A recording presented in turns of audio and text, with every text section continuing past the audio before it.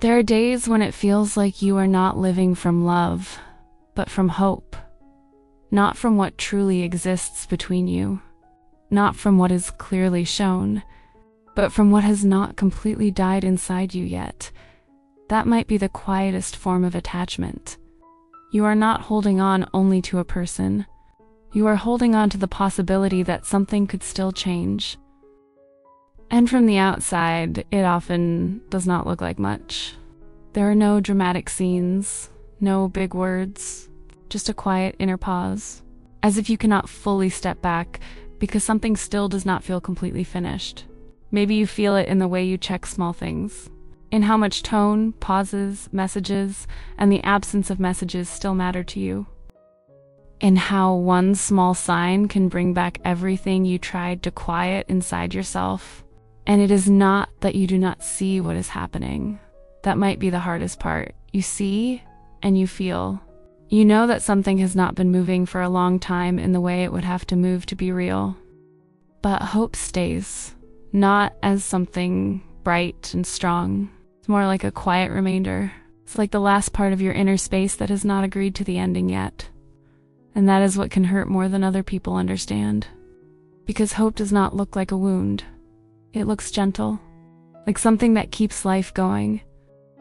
But sometimes, in reality, it only keeps the extension of something that is already exhausting you.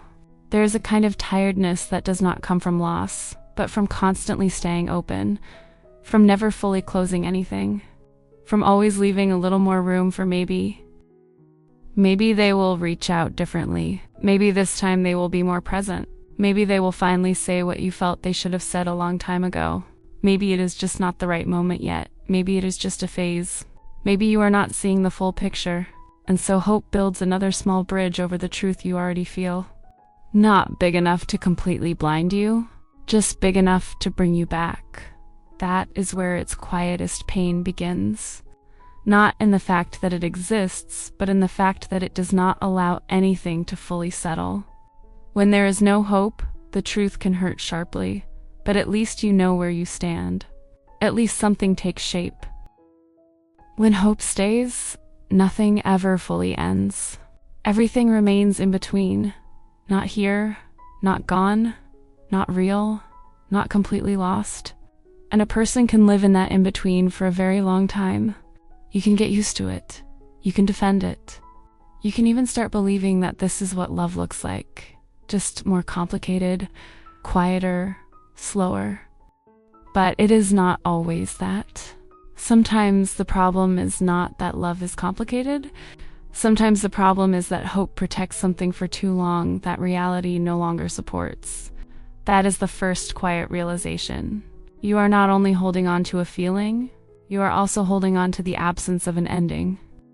Because an ending would ask something from you that you still do not want to do.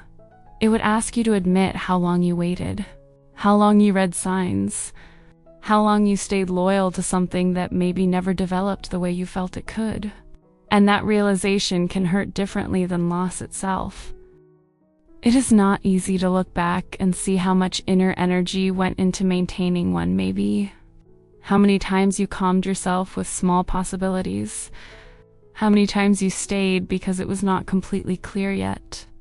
How many times you believed it was enough to just wait a little longer. That is why hope can become heavier than truth. Truth is cold but calm. Hope is warm but restless. Truth says what is. Hope always leaves space for another meaning. And when you stay in that for a long time, you are no longer attached only to the person. You become attached to the version of the future you carried with that person. To the conversation that never happened, but could have. To the closeness that never opened, but could have. To the change that never came, but was never fully impossible either. That is where the second quiet realization appears. Maybe it is not only love that keeps you there. Maybe it is also your own inability to let go of something that still has no clear shape. Because something clearly lost is sometimes easier than something that is still unclear. Unclear calls you back. Unclear makes you check again. Unclear does not allow you to stand firmly on either side. And that is why it is so exhausting. This is not a big drama. This is small, everyday erosion, little by little, day by day. Through thoughts that return to the same place, through inner returning, through trying to stay reasonable while one part of you is still waiting. Maybe the hardest part is not the waiting itself. Maybe the hardest part is that hope can look noble while it is actually keeping you in the same place. It looks gentle, loyal, like you are not giving up on something important. But sometimes underneath all of that, you are simply not giving up on a pain that has already been there for a long time. That is the third, quietest realization. Hope does not always protect you. Sometimes it only keeps you where you have already been alone with what is not coming.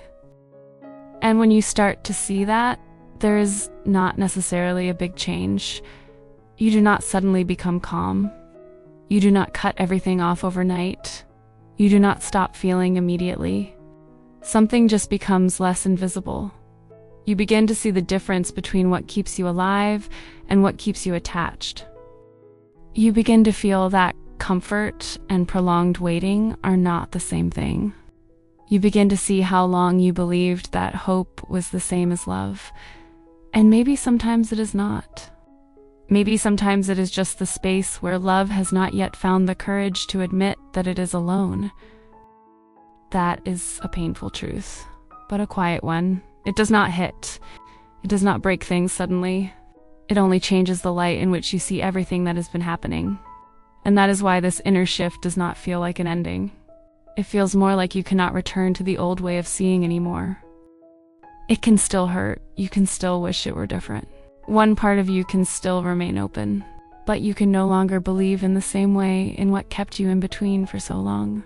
Because now you see the cost. You see how much exhaustion can fit into one maybe? How much sadness can live inside waiting that has no shape? How much silence can be created by hope that never becomes peace? And slowly, the rhythm inside you begins to change. Not suddenly, not like a victory, not like a decision you need to prove, just like a clearer presence next to what is. And maybe for the first time you feel that hope does not look the same when it no longer hides the truth. Maybe for the first time you see that what kept you there was not always the same as what you actually needed. This does not close the story. It does not end the pain. It does not erase the attachment. But something becomes quieter, because what you see now is no longer only possibility. Now you also see the cost of that possibility. And that is already a different kind of clarity.